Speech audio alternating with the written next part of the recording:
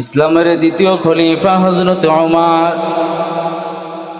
আল্লাহর রাসূলের একজন জলিলুল কদর সাহাবী হযরত ওমর আবু বকরকে মাঝে মধ্যে ডাক দিয়া বলতেন, ও আবু বকর, আমি ওমর জিন্দেগি ভর যত ইবাদত করলাম, আমার জিন্দেগির সমস্ত ইবাদত গুলো আবু বকর ভাই তুমি নিয়ে নাও, কিন্তু বিনিময়ে আমাকে একটা জিনিস দাও।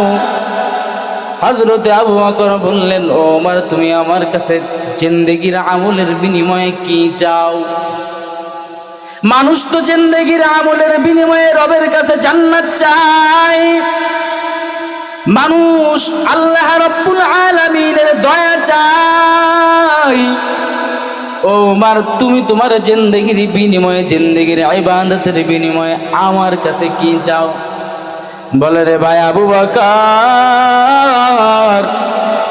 আমার জিন্দেগির সমস্ত আমলগুলো তুমি নিয়ে নাও, তোমার জীবনের একটা রাতের ইবাদতগুলো আমাকে দিয়ে দাও।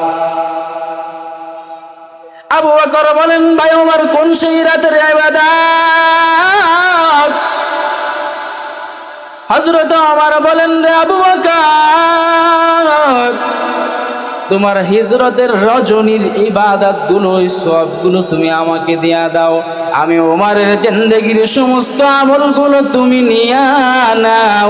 আবু বকর, তোমার ওই এক রাতের ইবাদত আমাকে দাও।